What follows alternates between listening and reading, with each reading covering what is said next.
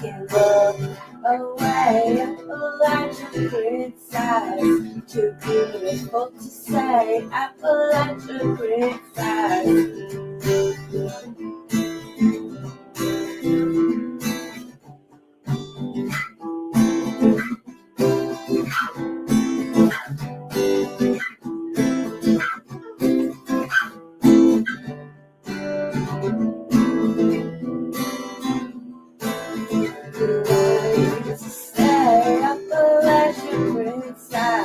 But you got gone away, Appalachian princess. We will figure out a way to get you out of this mess. Can't shut me up, I will be your fighting. Can't brush me off, we're thunder and lightning. She goes, we follow, not scared of no hollow. We want you to stay, Appalachian princess. But you got gone away, Appalachian princess. We will figure out a way to get you out of this mess. They thought they could hide our Appalachian princess, but we're here to find you, Appalachian princess. Can't look away, Appalachian princess. Too beautiful to say, Appalachian princess. Can't shut me up, I will be here fighting. Can't brush me off with thunder and lightning. She goes, we follow, not scared of no hollow. We want you to stay, Appalachian princess. But you got gone away, Appalachian princess. We'll figure out a way to get you out of this mess. They thought they could hide our Appalachian princess, but we're here to find you, Appalachian princess. Can't look away, Appalachian princess. Too beautiful to stay, Appalachian princess.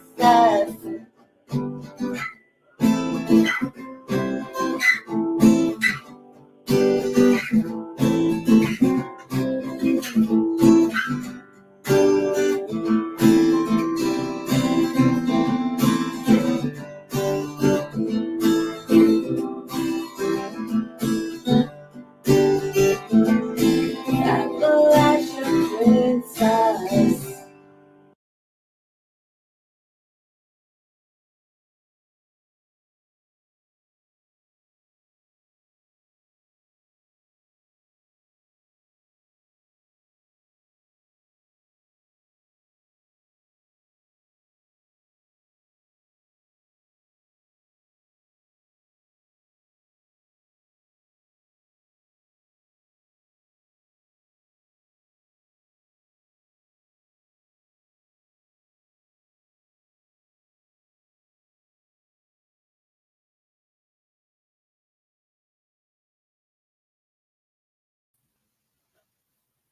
Hey. Hello. I hope you guys are doing well this morning. All right.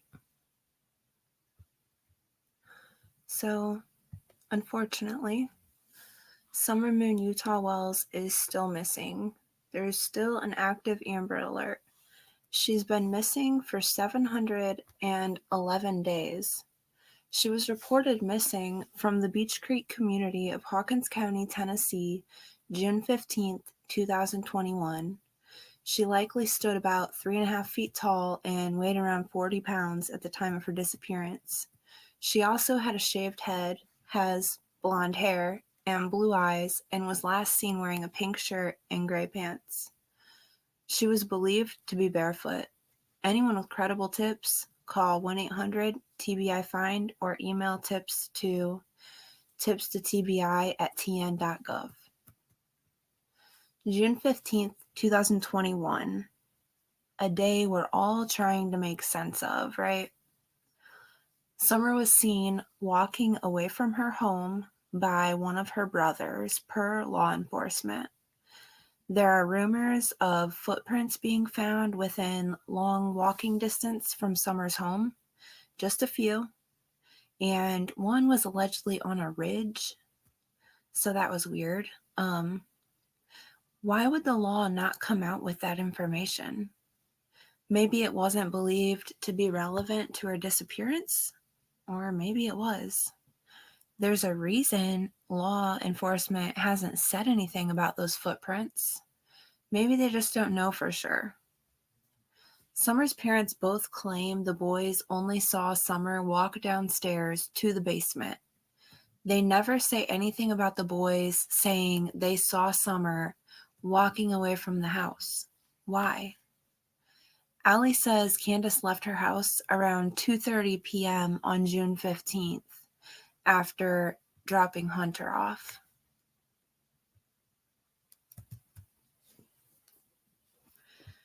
So,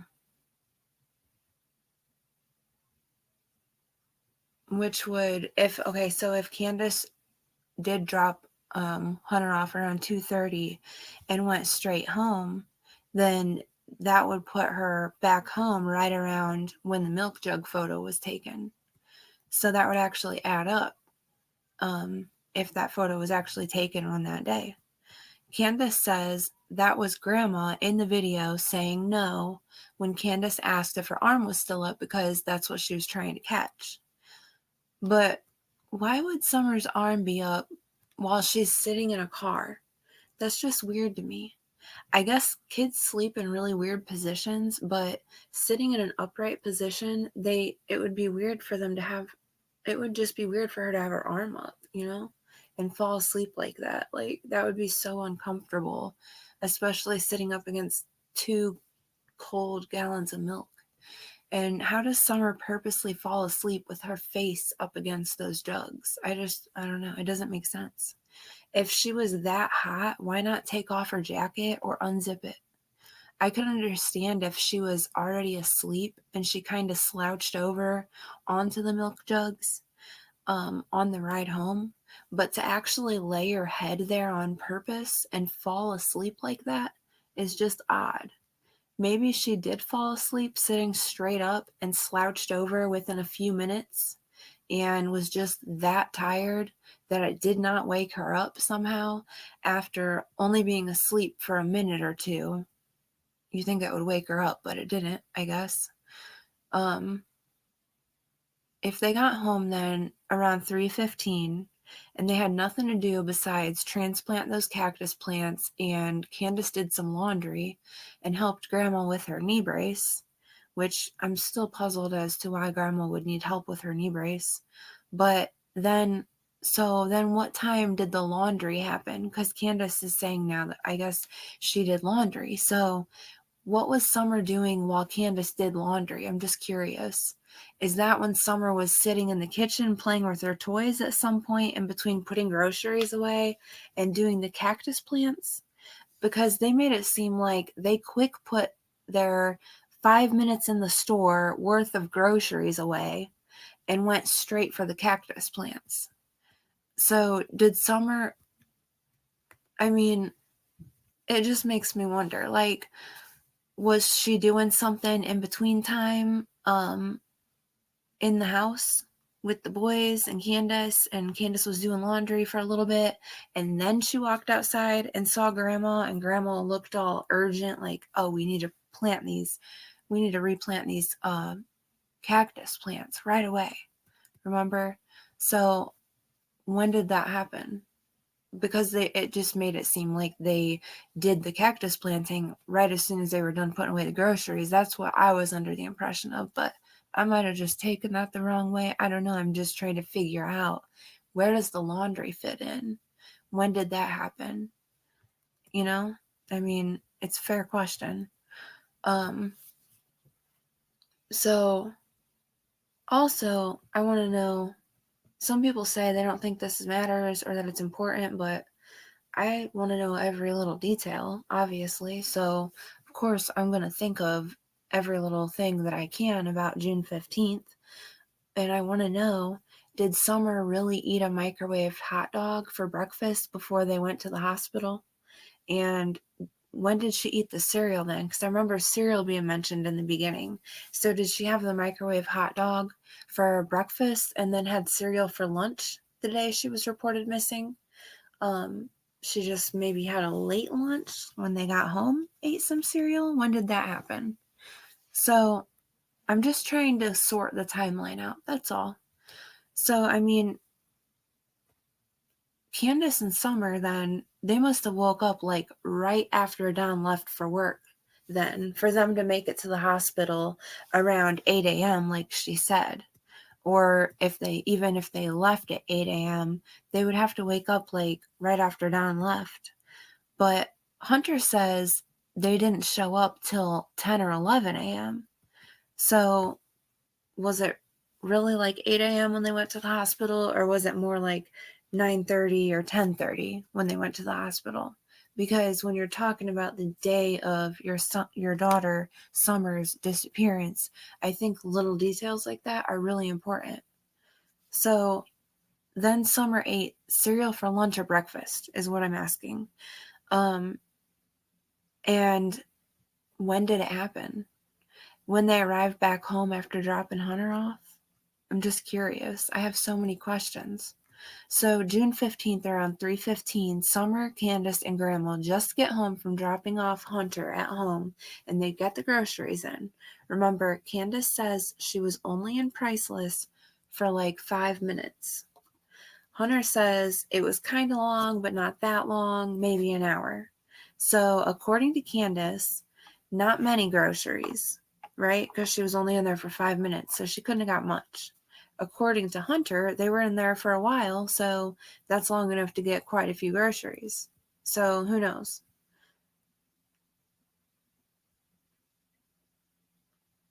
They may have had a lot of groceries to sort through. Candace made it kind of sound like they did.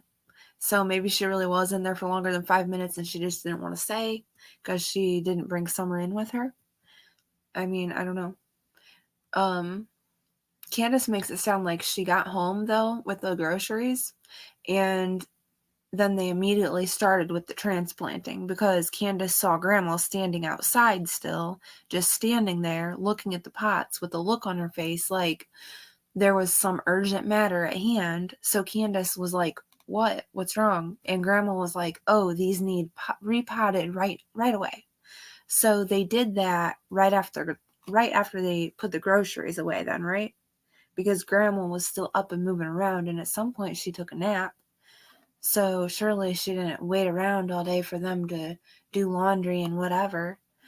And then Candace, went over and helped her with the knee brace or whatever, and they did the cactus stuff. So that's the impression I got, because Grandma hadn't laid down for a nap yet, so Candace still had to fix her knee brace after the cactus planting. So if Candace did all that laundry first, before the cactus planting, wouldn't Grandma have been sleeping by then? So after the cactus, Summer got a piece of candy from Grandma before she napped, I'm assuming. So then, after they washed their hands and got the peppermint, Summer wanted to go back in the house and play with her brothers. So she ran in, and Candace followed close behind her, allegedly, and watched her go into the house where the boys were watching TV. And Candace told her boys to watch Summer, that she would be right back. And within 2 to 5 minutes, Candace said she came back to the house from Grandma's camper. She walked into the kitchen, saw her boys there, and asked them, where's Summer? And they said she went downstairs, Mom, to play with her toys, like nothing was wrong. The boys didn't say they saw Summer go outside, that they saw Summer walking away from the house. According to Candace, they said Summer went downstairs, and that's all they saw, according to Candace. And so she yelled downstairs for Summer, and she didn't get an answer, which was weird because normally Candace always gets an answer, according to her, which, I mean, as if she's always checking up on Summer, right? So in real life, at this point, did one of the boys actually tell their mom they saw Summer walk outside and walking away from her home, and that she left? Or, I mean, why would she leave that part out? I don't understand. Or did the boys really not tell Candace that Summer went outside and that they saw her walking away from her home because for some reason they didn't want to get in trouble? So they just said that they saw her go down to the basement. But then when the law interviewed the boys, they were afraid to lie to them. They didn't want to lie to the cops. So maybe they did tell the cops the truth that they saw Summer walking away from her home. I don't know. Either that or the more likely thing is that Candace is just lying about what the boys said. And I don't know why she would do that. Either way, it's not the boys' fault in any way, shape, or form. It's Candace's responsibility to watch her kids. It's not their responsibility. I really wonder about that, though. It's Don's responsibility, too, if he was really home that day, because I really question that. Hunter says the boys went to work with Don on June 15th, but Candace says they were at home. Hunter also says Candace got that call when they were at Walgreens from Don asking when she was coming home or whatever. And according to Hunter, which Candace says is a lie, telling her there was someone on the hill trying to touch the kids. So whatever Don called for, whether he actually said there was someone on the hill trying to touch the kids like Hunter said that he said, or whether Candace said he was just calling to see when she was going to be home, whatever the reason he called, to me, it does kind of seem like maybe he was calling because he got home and they weren't home. I mean, it's a possibility. Maybe he did take the boys to work with him, and by the time they all got home, the boys were back. Who knows? It seems like they lie about the weirdest things. Hunter says he thinks Don was home because how else would he know that there was someone up there trying to touch the little kids? What a weird thing to make up. Maybe the boys were at work with Don and he brought them back home. I don't know. I heard Mary say something about she heard Don came home from work early on June 15th. I don't know where she heard that from, and I don't know if it's just a rumor someone told her or what, but she does say something about Don not being at work all day on June 15th, and Tucker telling TBI he was not at work all day. Like I said, where she heard this from, I don't know. But if it's true that Tucker told TBI that Don was not at work all day, that's a pretty big deal. I don't think Mary would lie. I think maybe someone might have told her this, not knowing really if it was true or not, and it might have been someone that she really trusted and thought it was true. I don't know.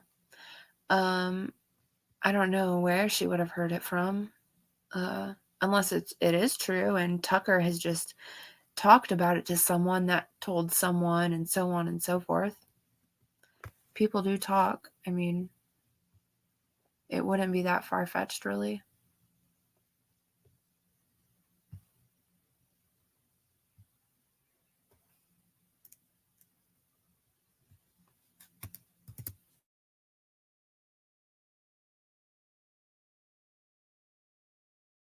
He says that he was at work that day, but I don't believe he was. And not only that, I believe that I heard that Tucker, his boss, actually told TBI that he was not at work that day.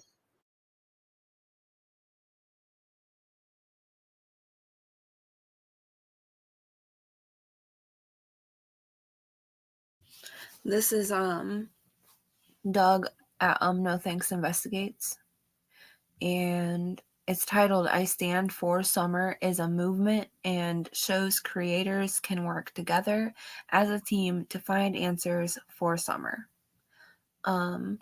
It was streamed, I think it was streamed yesterday. Let me look. Yeah, May 25th. So, and it's at the 2 hour and 20 minute mark. If you go to like exactly 2 hours, 20 minutes, and 0 seconds. Just 2 hour, 20 minute mark. That's where she says it at Doggum No Thanks. So let's hear it one more time.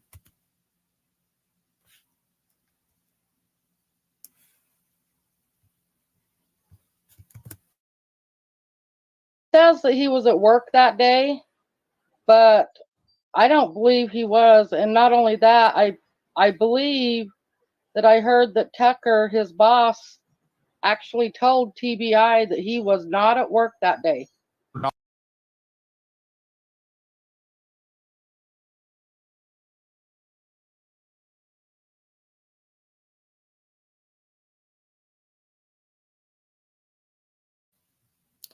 So what do y'all think of that? I'm definitely on Mary's side. I mean, I wouldn't think she would just like make something like that up, but I'm just saying I don't know where she heard it from, so don't run with it. But yeah, I mean, raised my eyebrows. I've always thought for some reason I just feel like Don came home from work earlier than he said he did that day because he had the 5:30 confusion. That was a big deal to him.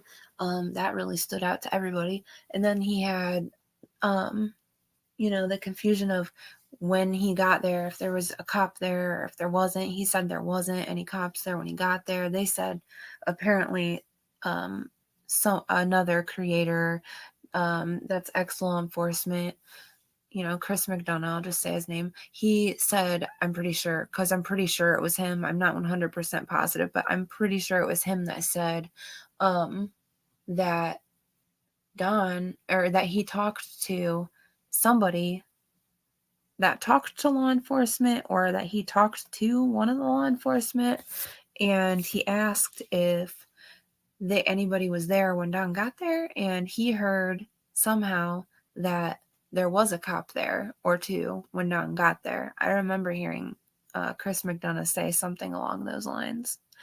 Yeah, Don said he talked to his boys extensively about June 15th, and they told him the same thing Candace told him. Then why are the police reporting that Summer was last seen by one of her brothers walking away from her home? That's not the same story we hear from Don and Candace now or ever. Don says he believes Candace because he knows his wife, and judging by her emotions, he can tell she is being honest. And Don says Candace isn't shady like that. She would call 911 if there was an accident. Don says his boys, they aren't even old enough to know how to lie, which concerns me because why would you say that? Obviously, they're old enough to know how to lie. Small children know how to lie. It concerns me that Don may have told his boys to lie. It concerns me. That's terrible if he did. That's kind of a form of child abuse, in my opinion, to do something like that to your child, especially in a circumstance like this. But I mean, nobody knows if that's obviously just total speculation. But maybe the boys weren't supposed to tell anyone they saw Summer walking away from her home. Maybe Don and Candace told them, don't tell anybody that. They did the right thing if they did tell the truth, and if they did lie, it's not their fault because they were persuaded to do so by their own parents. If that's the case, it still falls on Don and Candace. Don once said in the very beginning that Summer went out the basement door, which was unlocked, and he sounded so sure of it, and they haven't seen her since. Now Don says he doesn't know if it was locked. He was at work. Then why at one point was he so sure? Little things like that matter to me. It matters a lot, actually. When Don extensively talked to his boys, did they tell him Summer went out the basement door or the front door?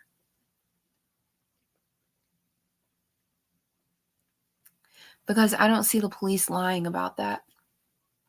And I don't think the boys will lie about that either. Why would they? It just doesn't make sense. So why are Don and Candace leaving out so much important and crucial details?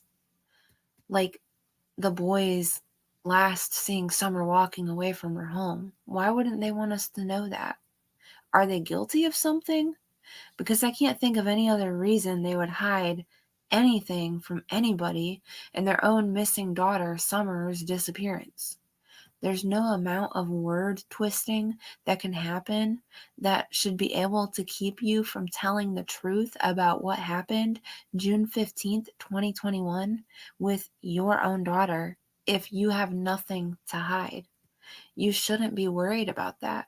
You should be more worried about repeating the information as much as you can so as to clarify what the truth really is, rather than just keeping certain details to yourself about that day because you're afraid it'll be taken the wrong way.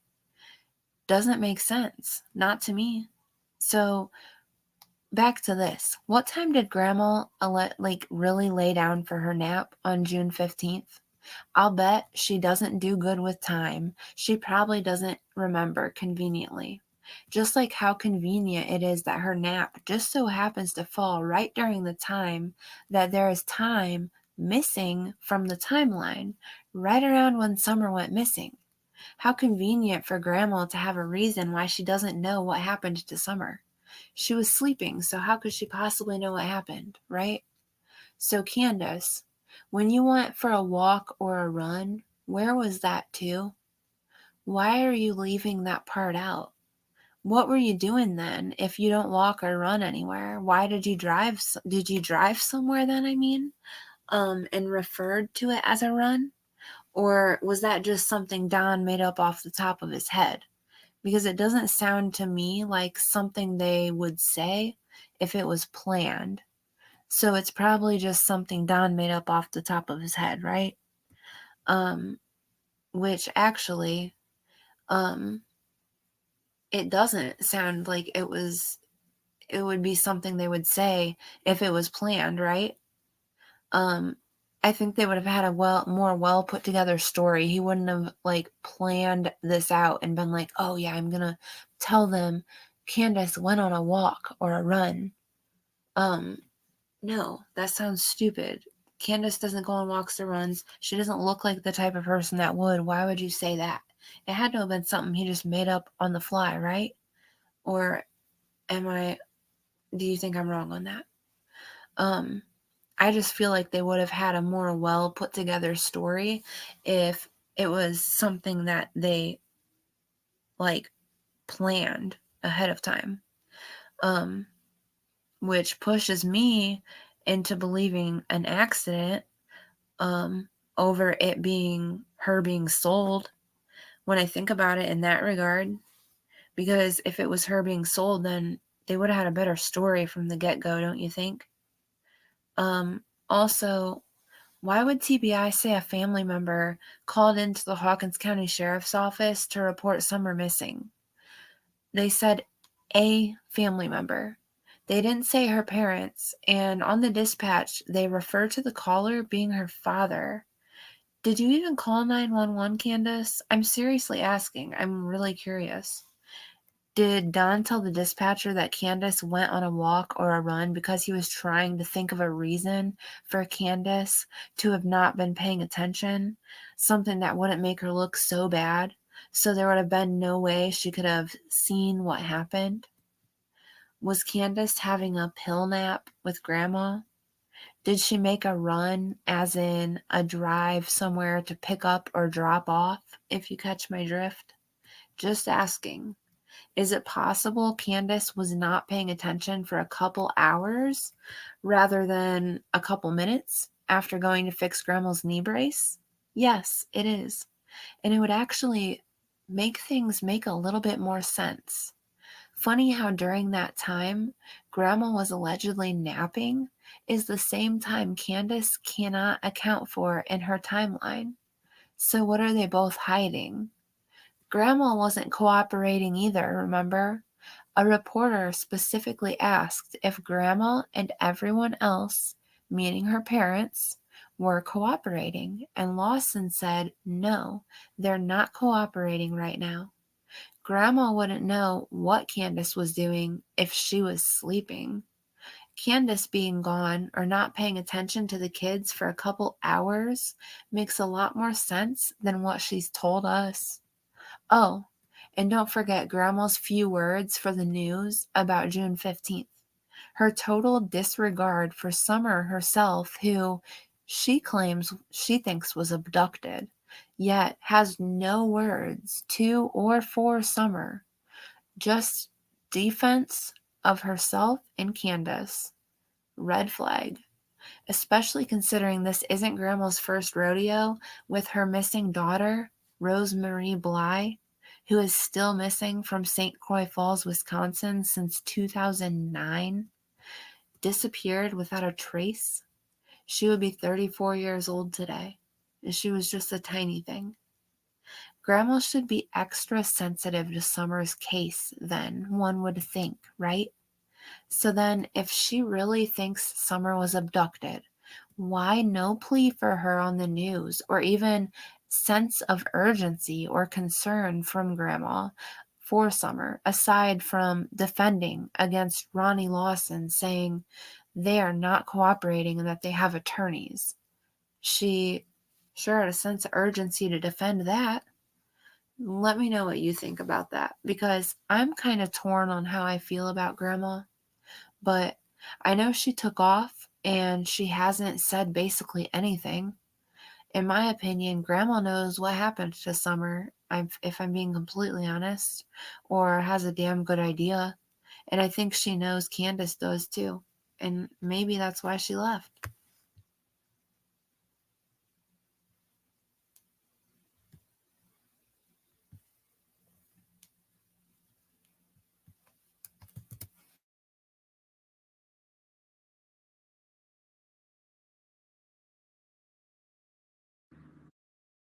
Mr. Lawson stated that Candace and the whole family is lawyered up.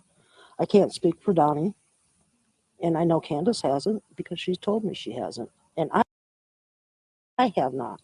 If law enforcement wants to talk to me, TBI wants to talk to me, they have my phone number.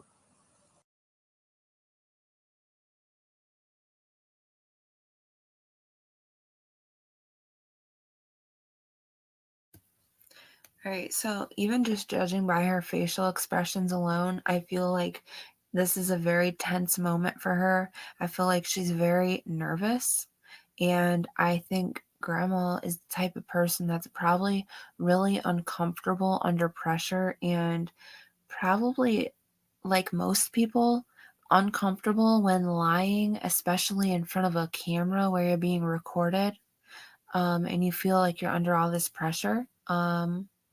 I can see the anxiety in her, and that's just my opinion. I have a hard time truly believing that Grandma doesn't know anything. I think her body language says a lot.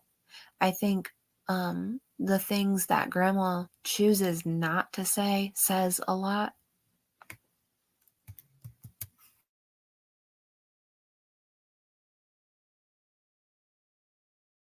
They know when I leave the state, they know when I'm here. Summerwell's grandmother, Candace Hare, says she hasn't spoken with law enforcement since December 13th. They have not contacted.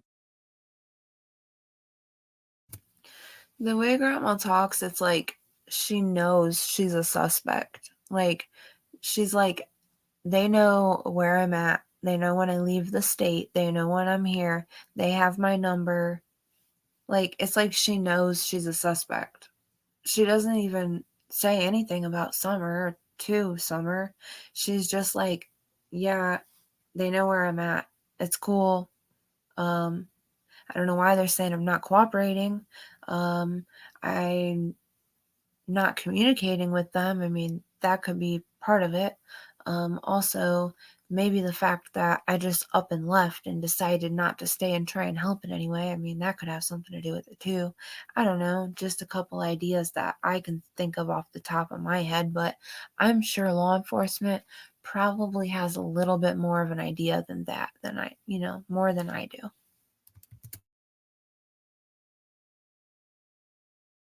Me since the YouTubers were down here in the driveway. Me since. Spoken with law enforcement since December 13th. They have not contacted me since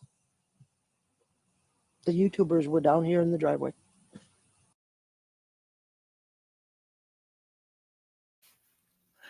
All right, obviously, what we're all thinking, Why would she not contact them?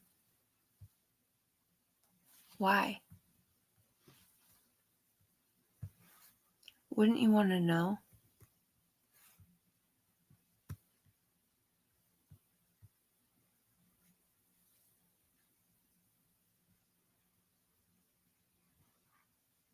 This is supposed to be,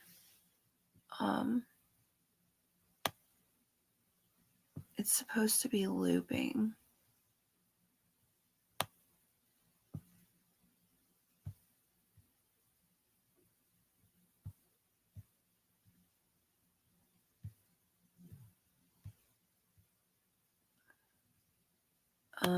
I don't know how to tell if it's like on the loop. Oops. If it's like on the loop or not. Sorry, this is totally distracting.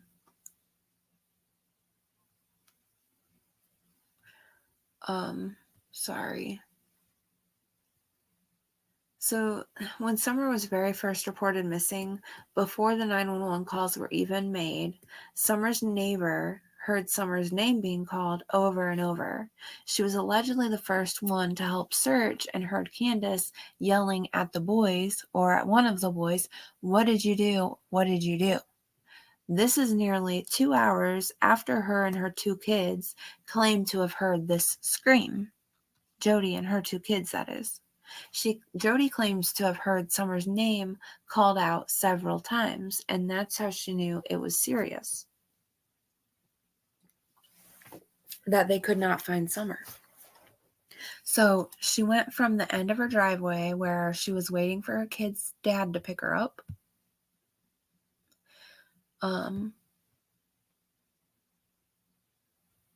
And where she was when she first heard the first hollers for Summer going on.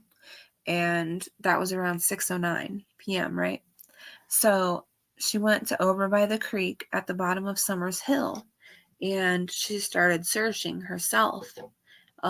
She tried to holler up at Candace, but she says Candace couldn't hear her. So she just started looking anyways. She thought everyone else was on top of the hill and there were people on the other side, so she just started looking down below in the creek. What I wonder is, why wouldn't Summer's family already be down in the creek, like looking down there? Like, obviously she's not up at the house anywhere. That's where you're hollering for her, right? So why don't you just go down there? You know what I mean? Like, I don't know. Maybe I'm overthinking that too. But I feel like they should have known at that point, like, Summer's not up here on top of the hill or in the house, so start searching down below and in the woods. That's what, I mean, maybe I am overthinking it. Maybe they just didn't get that far yet. I mean, Jody was right on the scene, like, immediately, so. And why send the boys down the hill if you really think someone just came up there and abducted Summer? Like, get real with that. Now, this neighbor also was hyper-vigilant June 15th, 2021, because of everything that was going on with the land directly surrounding the land that she lived on with her kids, because there was that property sale with Jackie Dobbs that came all the way up to their property line, and it was a huge deal to them, as most of us know, and they didn't want Dobbs there or any of the commotion that was going on surrounding that, and they were pretty much right on top of it when it comes to what was going on around their property that day and the surrounding days. Jody was the one that knew, like, every little thing that was going on in Beech Creek at all times, because she was very hyper alert and hyper vigilant. And I'm not talking, like, I'm not dissing her. I'm just saying that's just how she was. I mean, that's fine, you know, if people are that way. I get that way sometimes too. I get it. But I'm just saying that's just how she was. So, I mean, she was noticing things because she was hyper vigilant already. So that's why she was probably so aware of the red flash and a bunch of other little things that were going on around there. And it's just unfortunate that she didn't notice the right thing, you know? If there really was somebody lurking around those woods long enough to know Summer was going to be up there and to know their, schedules or whatever, I feel like Jody would have saw him. That's kind of what I'm getting at. Jody was probably so hyper alert because she probably has PTSD, in my opinion, from being abused. And she probably was paranoid and hyper vigilant all the time because of that, particularly when there's extra noise going on around her. And that's just my opinion. I think I don't want to, say anything terrible about Jody or awful about her because she is a victim of DV, and I think a lot of things that she does is probably because of that. And maybe I'm out of line making that assumption, but that's just how I feel. Jody was very in tune with everything that was happening in Beech Creek near her home, surrounding the time around Summer's disappearance. So, do we listen to Jody about the things she heard and saw? I think we should consider all of it for sure. I think Jody is irrelevant in Summer's disappearance.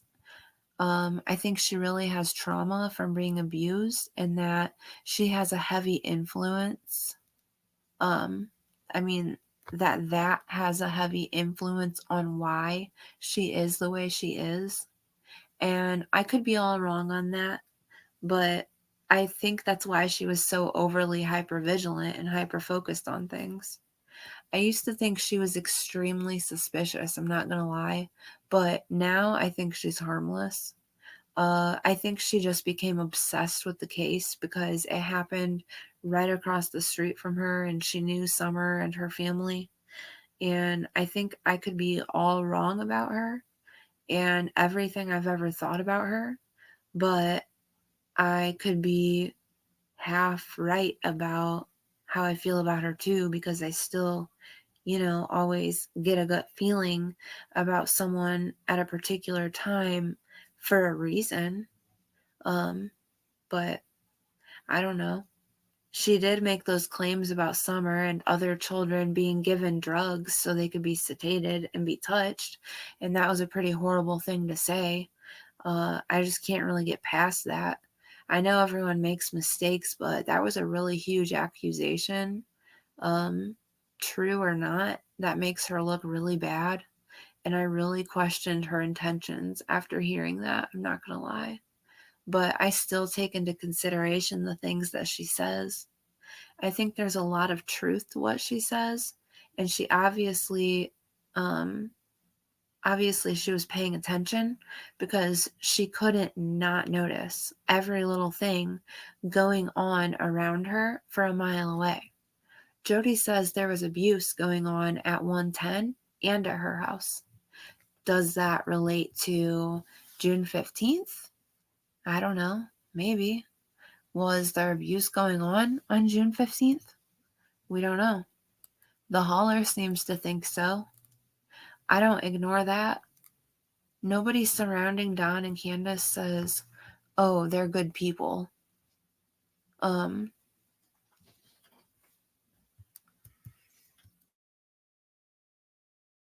Nobody that surrounds them says, oh, they're good people. They're such a loving family. I feel so bad for them. No, they all think they're guilty. And I'm talking about people in their life before Summer's disappearance. They all have bad things to say about them, pretty much.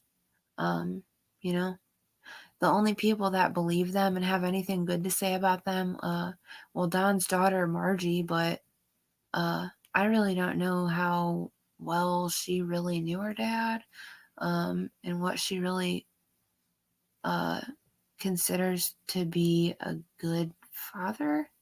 But anyways, the only people that believe them and have anything good to say about them is people off YouTube that are benefiting off of it. And it's true.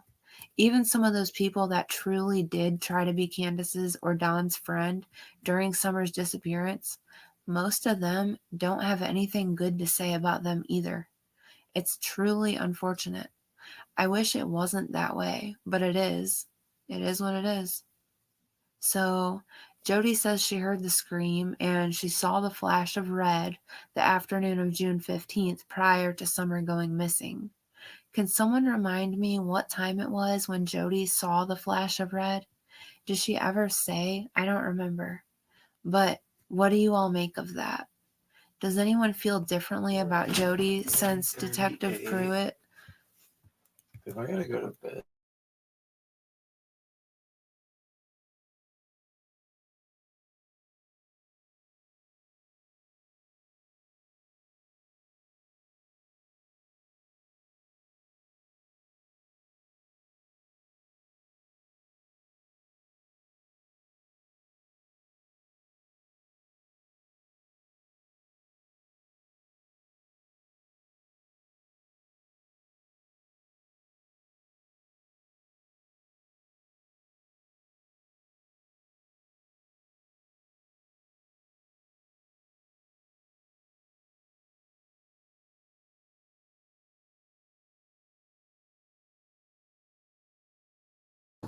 Sorry.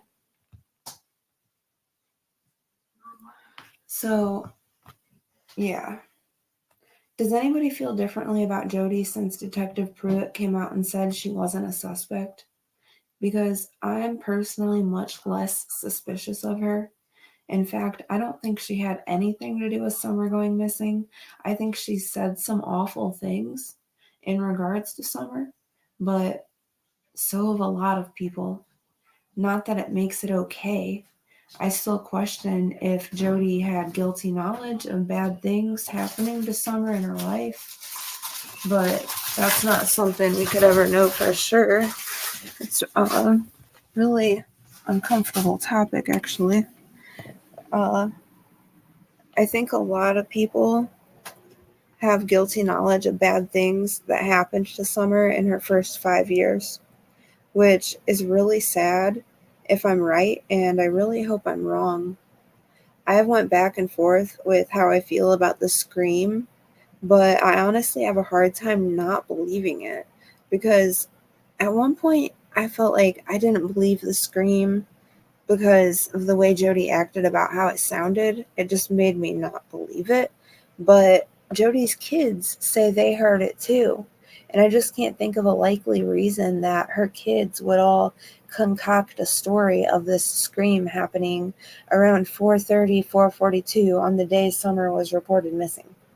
Why would they all lie about that? Do police know about something happening at a certain time on June 15th, and that's why they say it's unfounded? Or is it just because they can't prove it? I'm kind of stuck on that a little bit. It really makes me wonder if something did happen to Summer around 4:30. That would mean their timeline of the cactus planting and the groceries and laundry and Summer being walked to the door and going down to the basement was about an hour to an hour and a half worth of time. So, did Candace do laundry after she noticed Summer was missing? Because I don't see where that fits in. Or did she do it before the cactus planting occurred? Because it seems like they planted the cactus plants right away, like I was saying, right after they got home. That would make sense if something happened around 4:30, because that's about an hour, which is about right for how long it would have probably taken them to do everything after they got home. That would have been about an hour's worth of stuff, right? And that's with them moving slow. But that would explain where those missing couple hours of time are. Um, they would have been them leaving the hill to do something with Summer. Yeah, as much as my stomach turns to say something like that. They're in a. Hold on a second. Why did you take this off?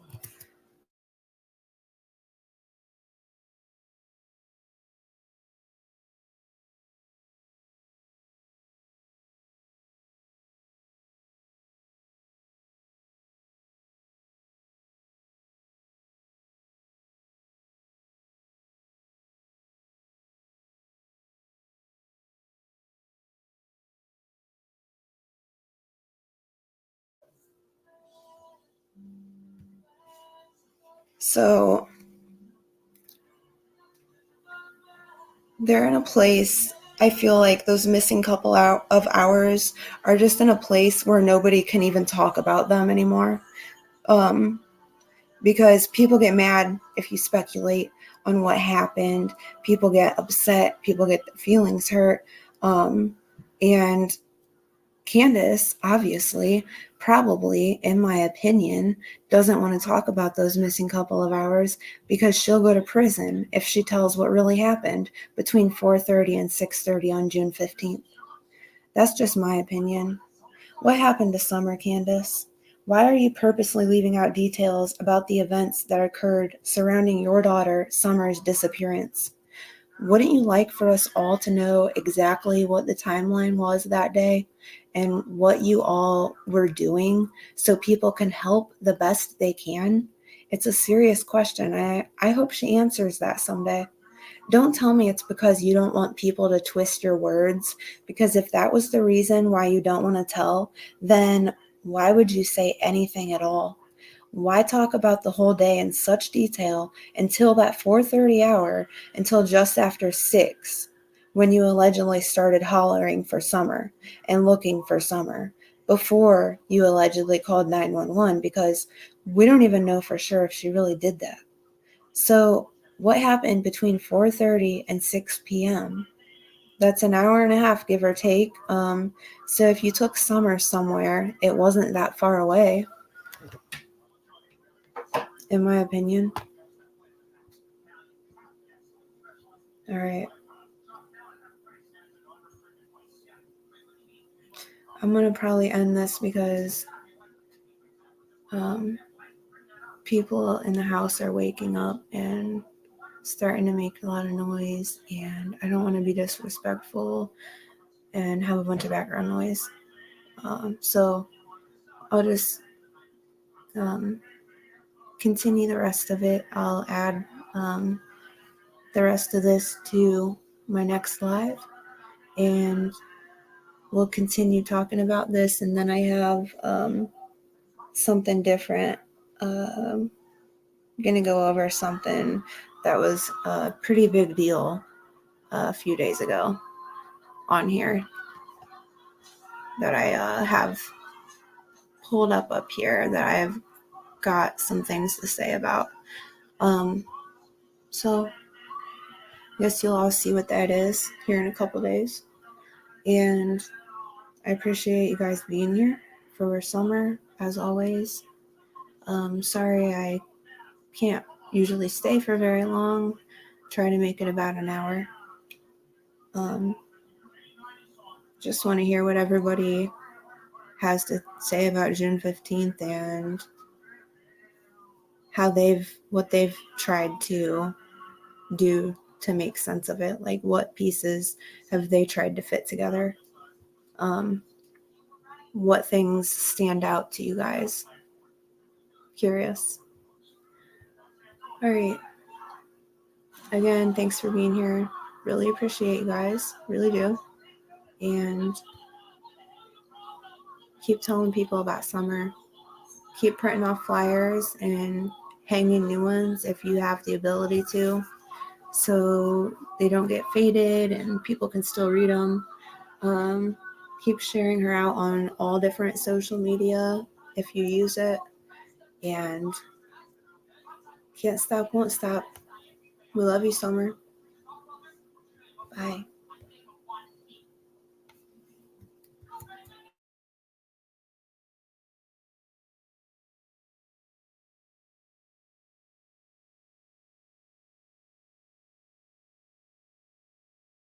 We're not scared of no hollow. We want you to stay Appalachian princess. But you got gone away, Appalachian princess.